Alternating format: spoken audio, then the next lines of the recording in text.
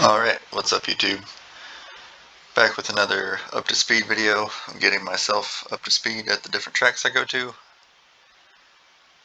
So this is NCBike in Garysburg, North Carolina. First I'm going to go over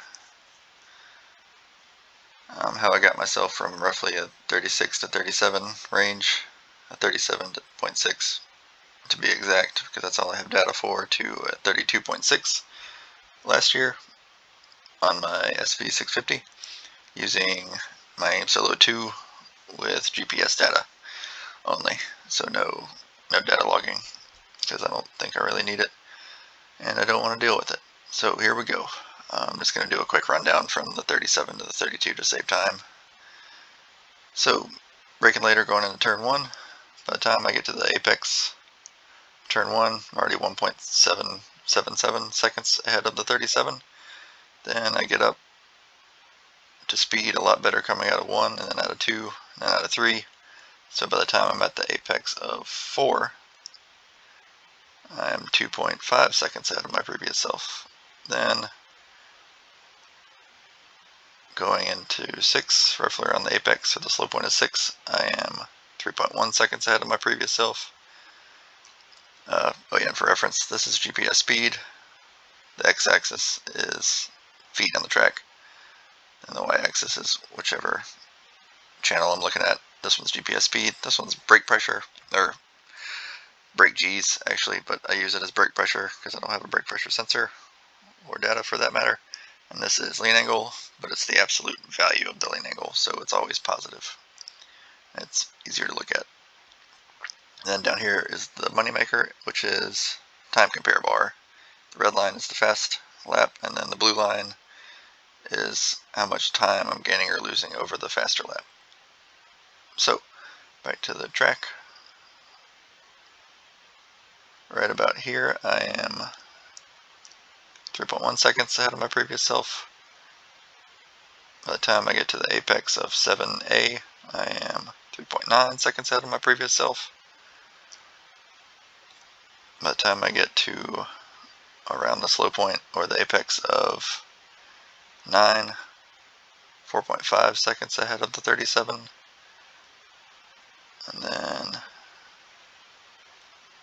the slow point of turn 11, which is the most important turn on the track. Second would be, I'd say 10. I am 4.979, roughly 5, and then getting onto the straightaway. By the time we get to the finish line, I'm about 5.1 seconds ahead of my or 5.006 seconds ahead of my previous self. So a lot of this was just getting more comfortable with my bike, which I got the previous year, but it took me a while to get used to it, and then just working on my fundamentals, bike placement, braking, and getting the bike on the side of the tire. So next, we're going to go to where I'm going to find time from here out, which is what I plan to do when I go to NCBike next month, I think. I've only been once this year. It was a rough day because I was halfway sick. For reference, I always make the fastest lap blue and the slower lap, said that backwards, I always make the faster lap red, slower lap blue. So I don't have to think which and look up here. But you can also look up here if you forget. So this is a pro rider on a Kramer 690 running a 129.389. So going in, I'm just going to do the same thing I did for the previous lap, but then I'm going to break it down by a few segments or chunks of the track that I'm working on. I brake a little later than him, but on a slower bike, so that makes sense. Kramer's doing about 129. On my SV, I'm doing maybe 1.4.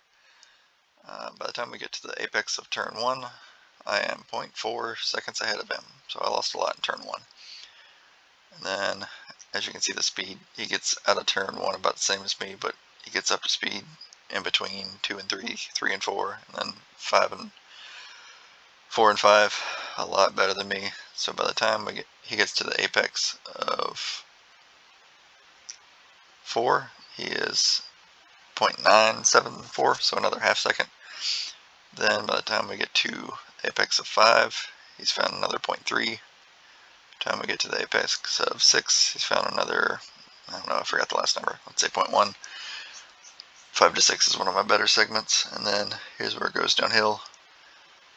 From the time we get to the apex of 6, also my segments are just apex to apex, so 1 is the apex of 1, up to 2, up to the apex of 3, and then it goes all the way to 11.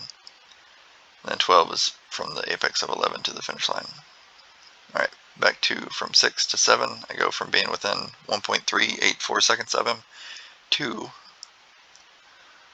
1.89, so I lost another half second pretty much, going from there to there, which this is even though it's one turn, really, it's really 2 turns in one, and it's a big chunk, so it's easy to lose time there, and it's a lot going on. Then from the apex of 7A to, let's say, to 8, behind him by 0.22 or 2.2 seconds. By the time we get to the apex of 9, behind 2.385, so I didn't lose that much time there. And then I think I skipped the apex of here. So by the time we get to the apex of, at the slow point of 10, 2.4, then it goes downhill. And this is where I lose the most time. From here to here, lose another quarter second to him, and then into the straightaway, I don't know, I lose another half second. It's a lot. I'll give you the exact numbers in a second. I just gotta look at my Excel sheet. But let me look at my sheet, which is how I break it down.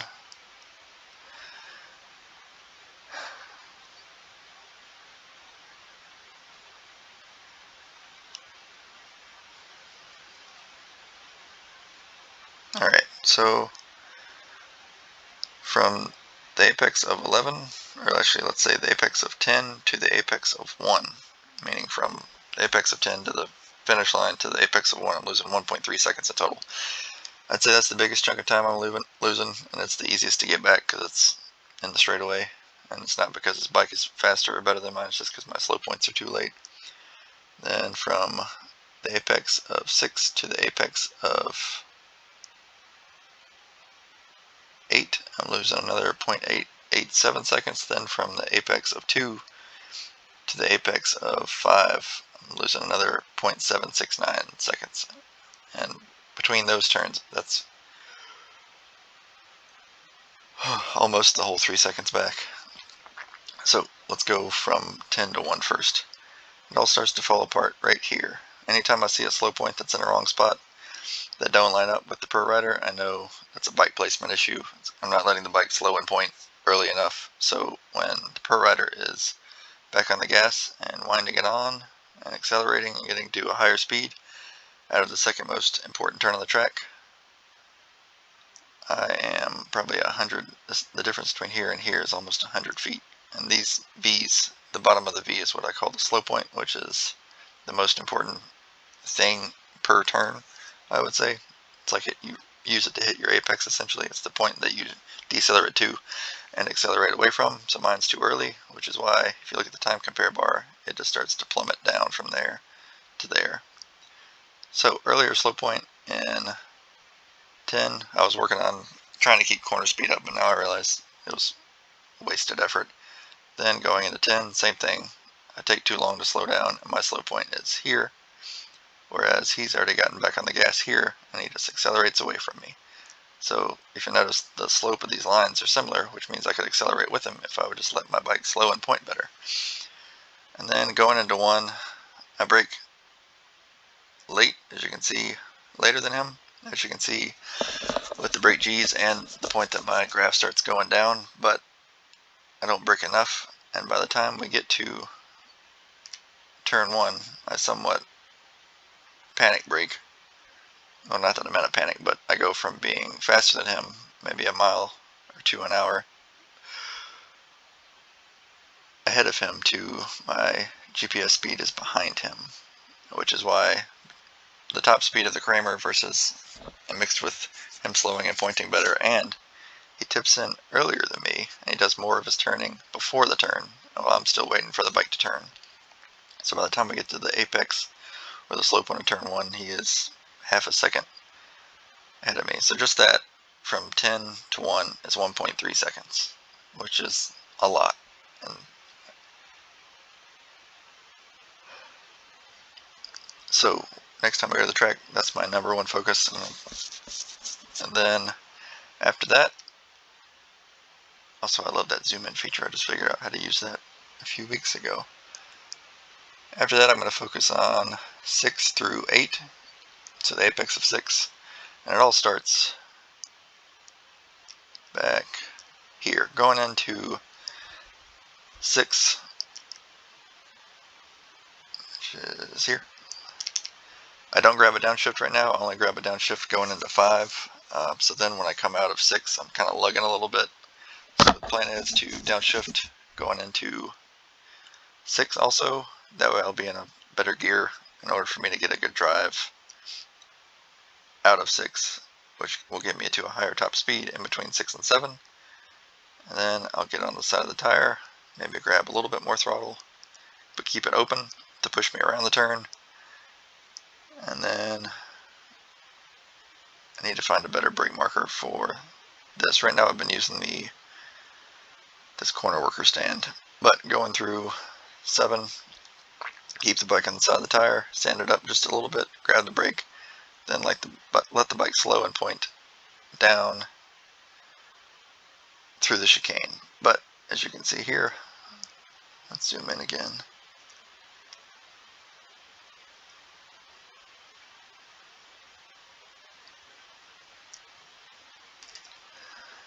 My slow point, once again, is too late. There's no point of corner speed that will fix that, so I need to let the bike slow and point more so I can get a better drive to the chicane and then brake into 7C, just lightly though. I think that's it. My tip in points are pretty good. I could probably stand to get the bike on the side of the tire faster for 7C. And then for this, I could actually tip in a hair later, just based on where he tips in. Yeah, see, on the blue line, I tip in faster. Then hold that lean angle, and good through there.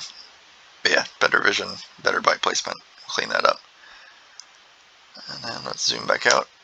Then next chunk of track, which is a big chunk of track, is the apex of 2 through the apex of 5, which I am losing 7.69 seconds in total. So let's zoom in on it.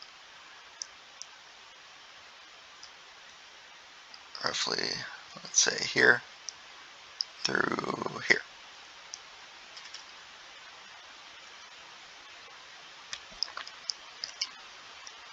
So yeah, coming out of 1, pretty decent. I think I'm only losing 0.001 seconds, so I'm not going to worry about it. But he does transition from left side of the tire to the right side of the tire, as you can see here, a hair sooner than me. So I'm going to try to get to the bike on the right side of the tire faster, which will set me up for a better 2. Then accelerate, hold the throttle on. I'm sure it's not, at least for me, I can't go through there full throttle. I don't think he's full throttle, but he might be. But I'm going to at least try to keep it on, say 20% throttle, maybe try 30, maybe try 40, whatever I can get away with and not run off the track. And then transition from right to the left side of the tire, about the same. And then one thing that he does a lot better than me, besides leaving the throttle on to push him through this whole section, is he leaves the bike on the left side of the tire all the way through the apex of 3, and then he holds it, which brings him back to the left side of the track faster than me. So then he can transition to the right side of the tire to set him up for a better 4. As you can see, by the time he gets the full lean angle on the right side of the tire going into 4, I'm still getting the bike down. So it's like I'm always behind. From back here, my transitions, it's not that I'm not leaning enough. I'm not leaning or transitioning at the right time. So there it just creates me being always a hair behind him, which trying to find time adds up. And then same thing from 4 to 5. I am once again transitioning too late. So then by the time I get the bike to the right side, or the left side of the tire going into 5, I have to brake and do a lot at once, so I overslow drastically. So what I should focus on is hold lean coming out of 3, let the bike drift over and accelerate, and then transition really quickly to the right side of the tire instead of taking my time doing it really slowly. And then coming through 4, let the bike drift back to the right, and then transition to the left side of the tire as quickly as possible and brake all at the same time, but smoothly. As you can see, he brakes later than me, and as he brakes, he's also at lean angle, which pulls him right into turn 5. But yeah, that's it. Let me see. But just between those turns, which I realize is half the track, but there's no point in focusing on it. Turns where I'm only losing a tenth or so. Between those segments, I'm losing almost 3 seconds. So I don't see a point in focusing anywhere else. So that's what I'll focus on. I'm trying to think if there's anything else. But yeah, just the slow points. Biggest things that stick out are the slow points in 7 being too late, slow point in 10 being too late, and definitely the slow point in 11 being too late. Everything else is kind of minor, but those minor things add up. I think that's it.